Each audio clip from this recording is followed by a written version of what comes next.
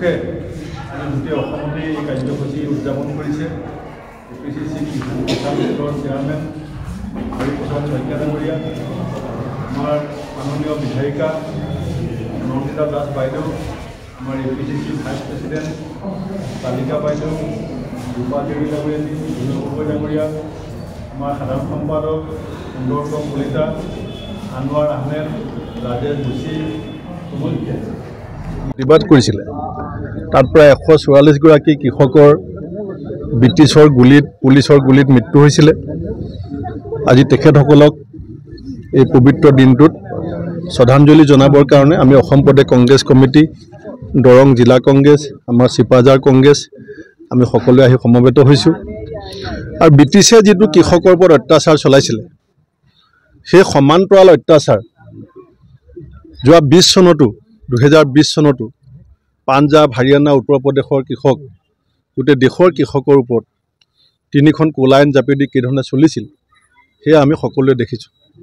কৃষকসকলৰ নেৰা নেপেৰা আন্দোলন আৰু তেওঁলোকৰ যিটো নেতৃত্ব আছিলে সেইকাৰণে শেষত চৰকাৰে সেই ক'লা আইন বাতিল কৰিবলৈ বাধ্য হৈছিলে। কিন্তু কৃষকৰ ওপৰত যে দমন উৎপীড়ন আজিও অব্যাহত আছে সেই কথাটো ব্ৰিটিছৰ যোৱাৰ পাছতো যে অব্যাহত আছে সেইটো কিন্তু আমি দেখি আহিছোঁ। সেইকাৰণে কৃষক শ্বহীদসকলক শ্ৰদ্ধাঞ্জলি জনোৱাৰ লগতে অসমৰ যিসকল এতিয়াও উপান্ত কৃষক আছে, যিসকলে কপালৰ ঘাম মাটিত পেলাই আমাক দুবেলা দুমুঠি অন্ন দি আছে, তেওঁলোকৰ প্ৰতিও আমি এই সময়ত আমাৰ দায়িত্ব আৰু কৰ্তব্য সম্পৰ্কত নতুনকৈ চিন্তা আৰু পৰিকল্পনা কৰা সময়ৰ আহ্বান বুলি পেলাই মই অনুভৱ কৰোঁ। আমি জানিব পাৰিছোঁ কিছু এলানি কাৰ্যসূচী আজি আপোনালোকে দৰং জিলাৰ যি প্ৰেক্ষাগৃহত অনুষ্ঠিত কৰিছে, গতিকে কেনেধৰণে এই শ্বহীদৰ পটভূমিক আচলতে আৰু অধিক উন্নত কৰাৰ প্ৰয়োজনীয়তা আছে বুলি ধাৰণা কৰে? চাওক, প্ৰথম কথা হৈছে আমাৰ ৰাজ্যখনত এতিয়া আটাইতকৈ ভয়াৱহ সমস্যাটোৱে হৈছে নিবনুৱা সমস্যা। আৰু চৰকাৰ যিয়ে নহওক চৰকাৰী চাকৰি দি এই সমস্যাটো সমাধান আমি কৰিব পাৰিম বুলি ক'ব নোৱাৰোঁ। গতিকে আমাৰ আটাইতকৈ সুযোগ আৰু সুবিধা আছে কৃষি খণ্ডত। আপুনি ধান উৎপাদনৰ কথাই কওক, অন্যান্য শাক পাচলি উৎপাদনৰ কথা কওক, গাখীৰৰ কথা কওক, আপোনাৰ মুৰ্গীৰ কথা কওক, কণীৰ কথা কওক, এই কৃষি খণ্ডটোত আমাৰ ৰাজ্যখনত সংস্থাপনৰ যথেষ্ট সুযোগ আছে।